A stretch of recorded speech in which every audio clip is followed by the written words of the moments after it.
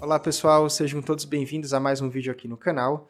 A gente vai falar hoje sobre a alma do mundo, esse conceito importante dentro do pensamento metafísico de Platão. Já havíamos falado desse conceito antes, mas na visão da filosofia de Plotino. E hoje vamos trabalhar dentro do corpus platônico a ideia da alma do mundo. Lembrando aqui a todos de que corpus platônico é o conjunto de diálogos, de cartas e da doutrina não escrita de Platão. Essa última, como o nome já diz, são os ensinamentos que Platão ele transmitia oralmente aos alunos mais avançados da sua escola. Então, tudo isso, cartas, diálogos e a doutrina não escrita, formam o corpus platônico. E o corpus platônico é quase como uma entidade viva, porque ele vai trazer várias ligações entre si. Então, você lê um diálogo de Platão, você vai precisar correr para outro para entender uma coisa que um falou e o outro vai complementar.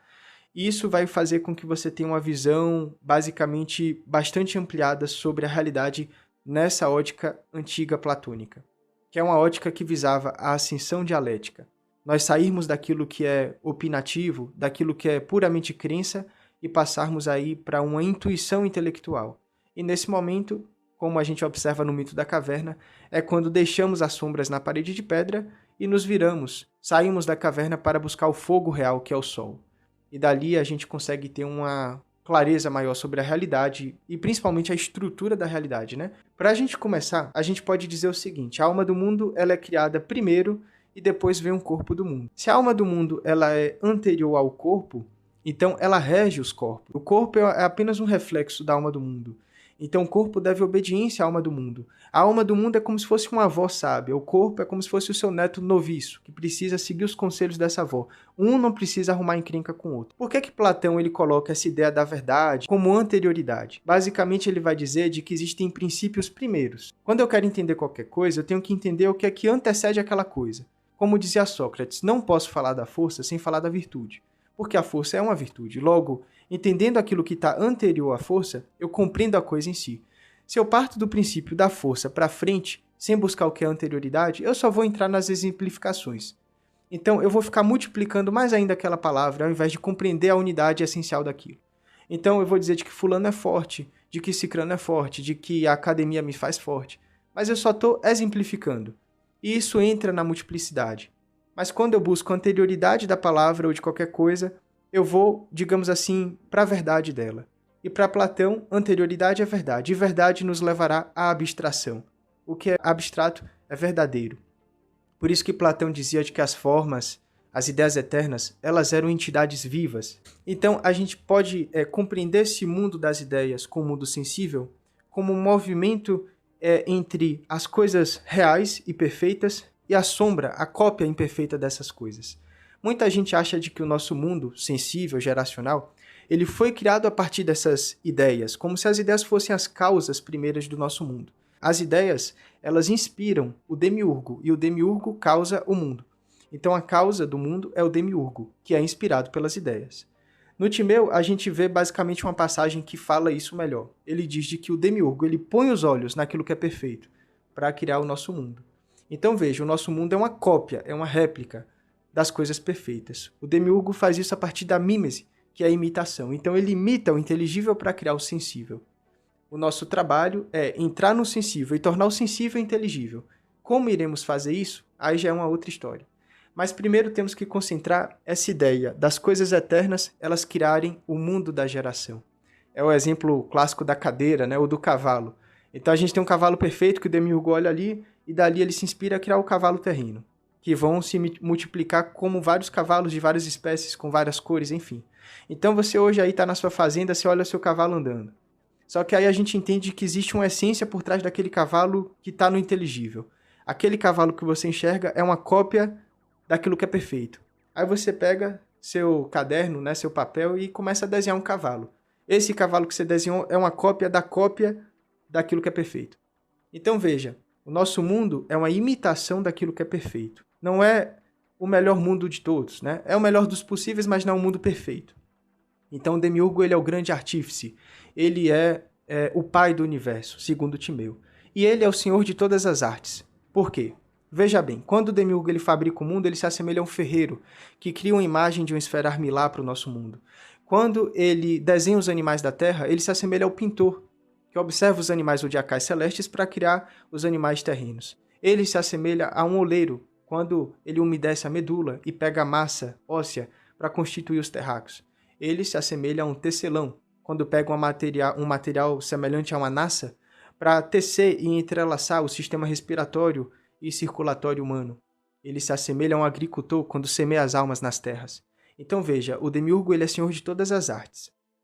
Essas artes que a gente está falando, elas também existem nos seres humanos, a partir de seus temperamentos. Então Platão ele falava de que cada um de nós vai ter um temperamento diferente, e esse temperamento ele abre habilidades, ele abre possibilidades construtivas que vão fazer bem para a sociedade.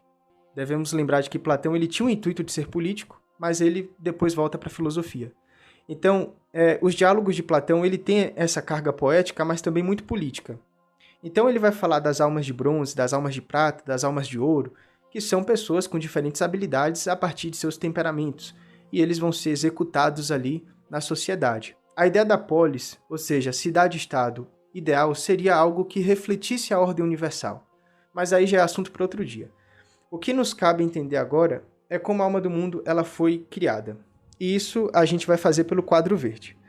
Então, assim, a primeira coisa que a gente precisa entender é de que quando o demiurgo ele põe os olhos naquilo que é perfeito para criar a matriz universal, e nessa matriz a gente vai ter, digamos, a regência daquilo que depois vai se propagando na multiplicidade, ele vai fazer o mundo, ou seja, o universo, em formato esférico. Porque é como se a esfera, a esfericidade, ela imitasse o inteligível. A esfera, o círculo, por exemplo, como símbolo pitagórico, é uma maneira da gente imitar as coisas eternas. Então o mundo ele tem formato esférico, certo? E o demiurgo ele coloca nessa matriz os anéis da igualdade e da diferença. O anel da igualdade representa o equador celeste, onde vão ser regidos pelas estrelas fixas. O anel da diferença representa a eclíptica, onde vamos ter os astros errantes. Então, é como se na matriz universal, que depois vai participar de grandes misturas imateriais para se constituir após disso os corpos, a gente tivesse a ideia da igualdade e a ideia da diferença. Você pode ver pelo nome de, por exemplo, o mesmo e o outro também. Então, essa ideia de coisas que são eternas, divinas, e coisas que estão se transformando, são mutáveis, está presente na matriz da alma. Eu sempre falo isso aqui, a nossa alma é constituída por uma mistura de um trabalho terceirizado. O demiurgo ele não faz tudo sozinho. Ele pede que os deuses, que ele próprio criou, fizesse a missão de pegar as almas e colocar nos corpos, que é um trabalho dificílimo. Jâmblico, ele vai falar o seguinte, Jâmblico, lembrando, platônico posterior, que vai desenvolver muito a ideia da teurgia, que não é uma palavra que ele próprio criou, mas ele desenvolve esse pensamento a partir das práticas que ele observava entre os egípcios, certo? Visto que os egípcios influenciaram os gregos a criar as suas filosofias. Apesar disso, hoje, ser um problema diacrônico para os historiadores, porque ninguém vai saber dizer exatamente o que é que Platão foi fazer no Egito. Ele foi para lá, ele foi inspirado, ele conversou com sacerdotes, mas no que tange ritualidade, a gente não sabe se Platão ele passou por alguma iniciação no Egito, alguma coisa assim. Os escritos são meios, assim, não são tão confiáveis assim. Então, entendemos o seguinte. Jâmblico, ele fala de que o homem ele tem duas almas. Por que ele vai falar isso? Porque uma é regida pelas coisas eternas, ligados às estrelas fixas nesse exemplo, e a outra é regida pelas questões materiais. Ele fala isso para explicar para Porfírio, ele fala isso dentro dos mistérios egípcios, para explicar para Porfírio a influência que os teurgos, nas suas práticas, eles tinham com as coisas celestiais. Então, Porfírio ele questiona Jâmblico, e Jâmblico, sob a persona de Abamun, que era um sacerdote egípcio, traz as respostas para Porfírio. Então, o homem ele tem duas almas, né? Aqui a gente tem muita semelhança com o diálogo Fedro, onde Platão ele cria a estrutura da alma dentro do cocheiro e seus dois cavalos, o branco e o preto. A gente vai ter um cavalo árduo, um cavalo difícil, certo? Íncipto, e um cavalo mais dócil. E aí temos que conseguir organizar esses cavalos para subir até o zênite, que é o ponto mais alto da abóbada celeste. Só que os nossos cavalos eles são mestiços, enquanto que os cavalos dos deuses eles são de raça pura, então os deuses sobem com facilidade. E nós temos que nos matar para guiar os apetites da alma, né? Mas isso também é assunto para outro dia. Então a gente entende o seguinte, a constituição da matriz da alma universal, ela tem esses dois pontos, ligados a algo mais divino e a algo mais errante. E nós também somos assim. Quando a gente entende de que o demiurgo, ele olha para aquilo que é perfeito, para criar o nosso mundo imperfeito, a gente entende de que nesse processo de criação, tanto coisas imperfeitas como aspectos divinos foram transferidos para a matéria. Então vejam, essa é a grande chave que a gente precisa penetrar. Quando o nosso mundo materialmente ele foi criado, e isso vai ser muito abordado por platônicos posteriores, existem certas ocultações em certos itens do mundo, em certos materiais, que vão representar reflexos do divino que estão assinalados na matéria. É quase como se a gente falasse de que aquilo que é eterno, quando passa a se propagar na matéria, ele assinala aspectos simbólicos que, se a gente conseguir, dentro dessa interpretação dialética da ascensão, captar esses símbolos, podemos também dialogar com o inteligível. Isso é ritualidade, isso é teurgia. A capacidade de eu captar os símbolos da vida, de eu desocultar esses símbolos, que são chamados de súntemas, também são associados aqui como receptáculos ou divinizadores, ou simplesmente imagens sagradas, certos ícones, itens, símbolos, mas podem ser coisas mais abstratas, como encantamentos, certas palavras, certos nomes, dentre outras coisas também. Eles vão representar esse aspecto do inteligível na nossa vida material. Mas devemos ter muito cuidado, porque nem tudo é tão sagrado assim. Sócrates ele fala, lá no diálogo Teeteto, de que é como se fosse olhar no espelho, certo? Muitas vezes estamos olhando no espelho. Então, o espelho, ele torna tudo ao contrário. E assim é com a matéria, certo? A gente entra no mundo e a gente enxerga tudo ao contrário. Aquilo que é sagrado se profaniza. Aquilo que é profano se sacraliza. E aí a gente já não sabe mais entender o que é sagrado e o que é profano.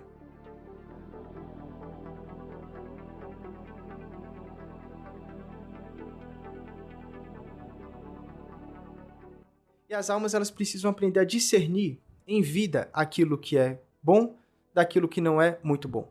E a gente vai posteriormente em outros vídeos falar como as almas elas conseguem fazer isso também, segundo o corpus platônico. A questão é, se o nosso mundo é uma cópia imperfeita daquilo que é eterno, daquilo que é perfeito, nós podemos, de alguma maneira, penetrar naquilo que é divino, mas para isso temos que encontrar a filosofia. Quando temos o nosso olhar direcionado também para aquilo que é ideal, para aquilo que é bom, nós organizamos a nossa alma.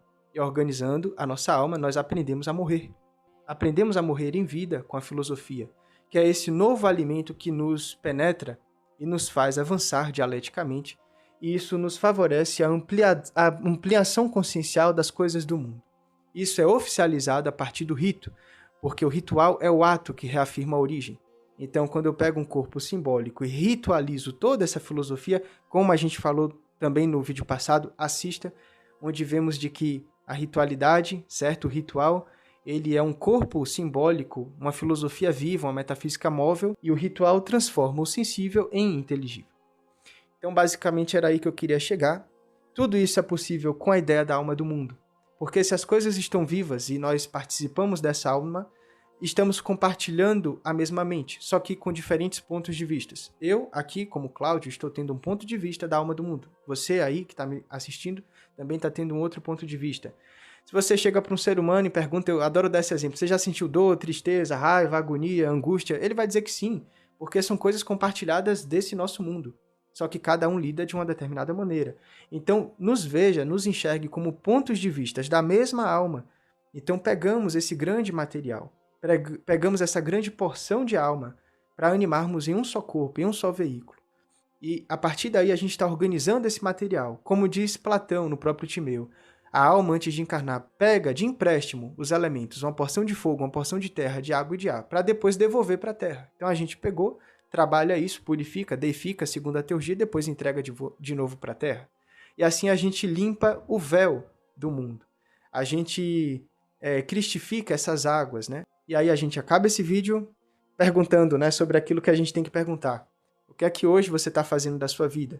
Será que você alimenta os interesses certos? Será que você alimenta aquilo que lhe faz bem? Então, é isso. Vamos refletir sobre esse ponto, esse processo. Espero que tenham gostado. Um grande abraço a todos, muita paz, muita luz e até mais.